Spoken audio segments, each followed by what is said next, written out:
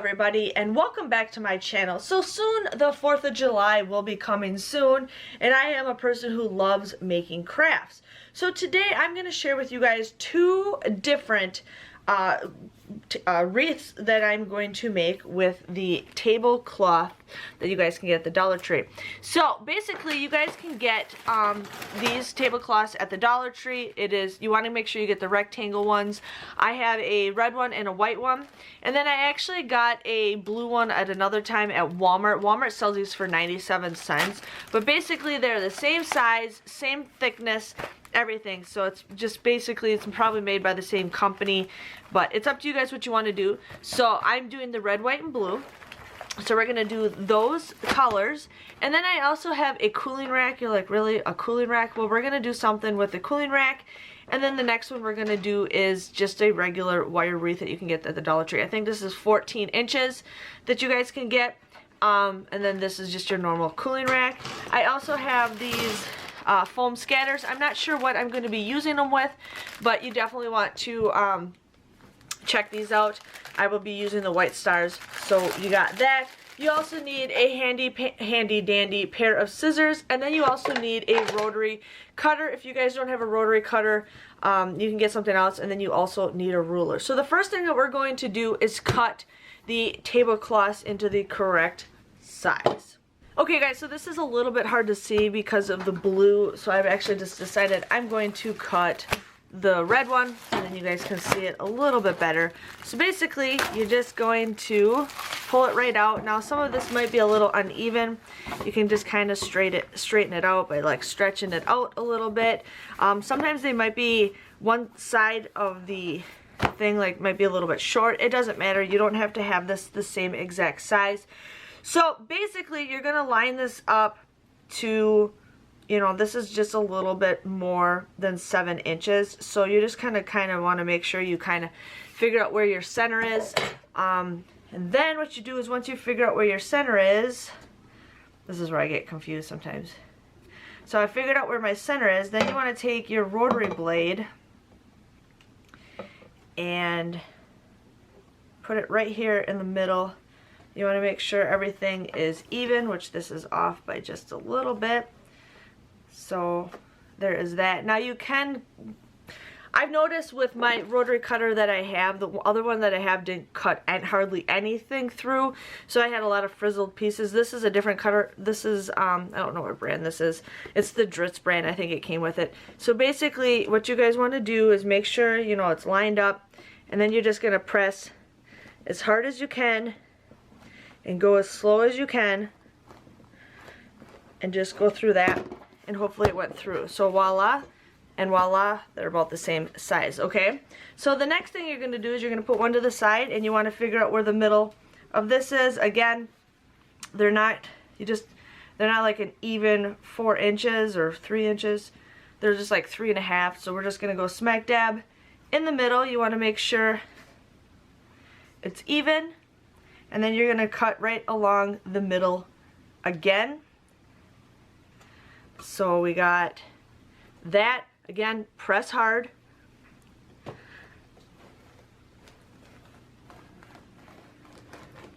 Okay, so there you got that going on. And then what you're going to do is you take this to the side and you want to cut this in half. So you're going to figure out where the center is. So this takes a little bit longer for the center, so we're just gonna do, I always like going down here because then I can see a little bit easier. We're gonna just do 6 inches. So what you're gonna do is make sure this is even. You're gonna press hard and like that. So there you got your pieces. Now you're like, okay, well I have a corner piece. I have a corner piece right there. So we're going to put that to the side. You're going to open it up, find your center. So this is my center. There's going to be a bad piece right there. But you're going to open your center, figure out where the middle is. Then you're going to do is just make sure it's even on both sides. Then we're going to put it, I gotta figure out what my thing is. Put it right there. And you don't have to press as hard because this isn't as thick. But there, then you just cut your crease. This is a bad piece right here. You could throw it away. Actually, it's just a fold. So that's not a big deal if the fold's right there. So after you cut it in half, I'm just gonna, I'll keep that piece. So after you cut it in half, so you guys want to take these pieces that you cut in half. We're going to just take a pile. You can make it as thick as you guys want. Now it doesn't matter if these are connected like that, because when you cut the corners like I'm going to show you, those are going to come right off. So basically you just take your scissors, make sure they're sharp scissors, and you just want to cut at an angle. I think I have my strips a little too thick. And then again, you just want to make like a top. And you don't have to have these even or anything, it doesn't really matter. And here are all the folds, so basically you want to make sure you overlap when you do cut. You want to make sure you overlap those, because then none of the corners are attached. Now, if you do have some corners attached to this, make sure you guys don't peel it. Use some scissors. This is just garbage right then and there. So pretty easy. And then I'm going to show you guys what to do next after I get all these cut out.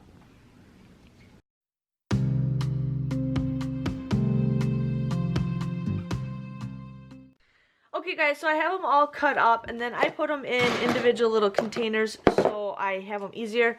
Now the next thing you want to do is just kind of spread them apart. You know, you want to make sure you don't have them like together. You want to have one per piece. So that's just kind of what I do, and then it makes things go by faster. So we're going to make an American flag. So we're going to do it a little bit differently than like most wreaths, but you're gonna, I forgot to cut some of the bottoms of this one. What you're gonna do is you're going to make a flag. So the thing that we're gonna do first is, I'll cut those in just a second, is you want to figure out what size flag you want it to be.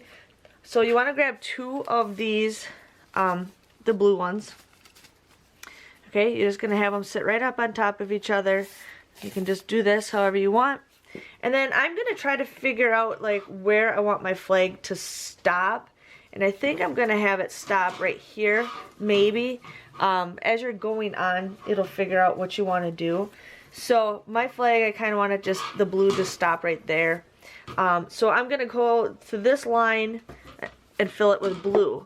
So I'm doing this because in case I lose my track of where I stopped at and everything, we're going to do another one, and I think I'm going to go down like 5 spaces is what I think I'm going to do.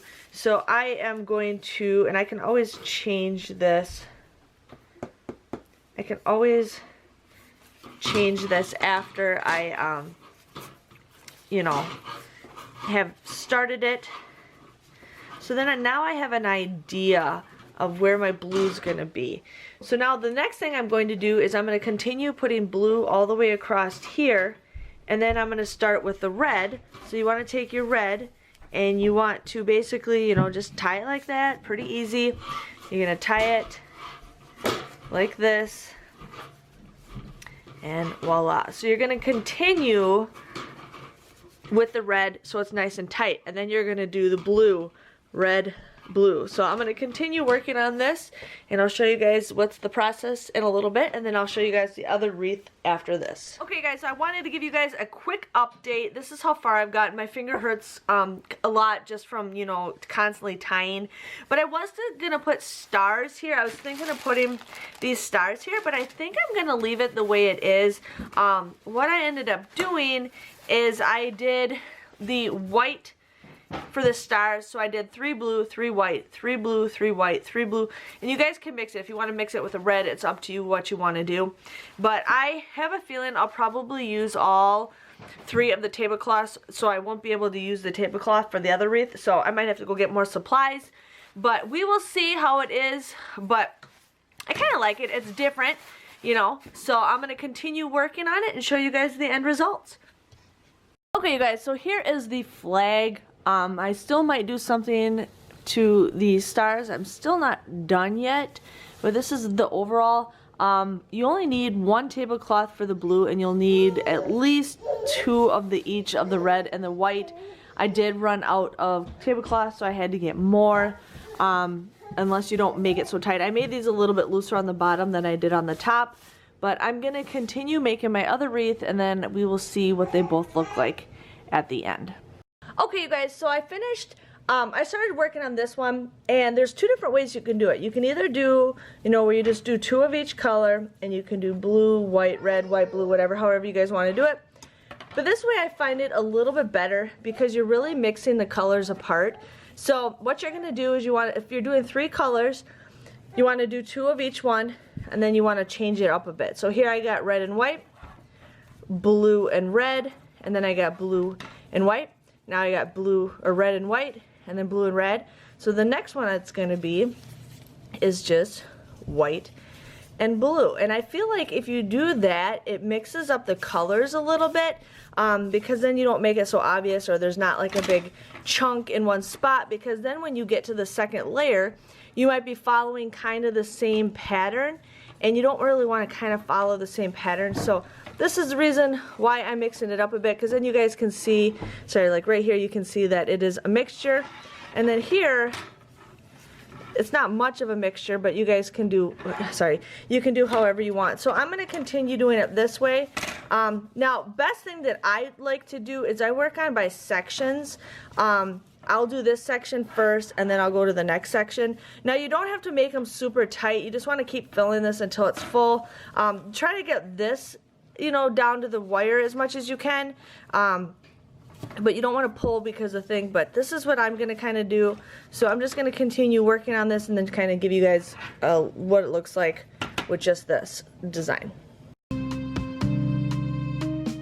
And here is this for you guys. I just wanted to share with you how it turned out. I absolutely loved how this turned out. I was kind of thinking of like what kind of design I wanted to do, but I absolutely loved how this turned out. You just kind of just spike it right up. Super easy. This is great. I mean, it doesn't even look like a red, white, and blue, you know, patriotic wreath. You could just use it all year long if you wanted to. So this is awesome. And now I'm going to show you guys my flag. Okay, you guys, so I ended up asking some people's opinions on what they thought of the flag, and a lot of people said they didn't like the white in it because you just couldn't see it. It didn't represent anything. So what I ended up doing is I just took these and twisted them. I'm probably going to take them out, or I just might leave it as is. Doesn't really matter. But I am going to get these stars that I got from the Dollar Tree, the foam scatters, and I'm only using the white ones, and I'm just going to start gluing them on. One thing you want to make sure is all the blue is on one side and all the white is on the other. So this one actually needs to be brought down, and then the red just needs to be scooted over. So what I'm going to do is take my glue gun and just glue all the stars that I have. So one package only had 5 stars, but one of them was all broken, so I'm like, I don't want to have a broken star. And then this one has 5 of them also, but we're just going to see what we have. So I just need 9 of them basically. So we're going to do 9 of them. So I'm going to glue these on to figure out where I want them. So first I'm just going to puff this up, take a hot glue gun or whatever glue of choice you guys want, and you're just going to press it down like that, and then we'll fix the tablecloths afterwards. So again, just press it down. I could probably bring these down just a little bit. It doesn't matter if you have it in the right row or not, because these things move so easy. So we got that going on, and then this one I can't glue very well.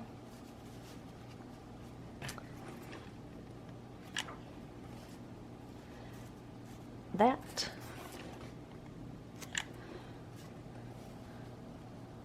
And then just 2 more left.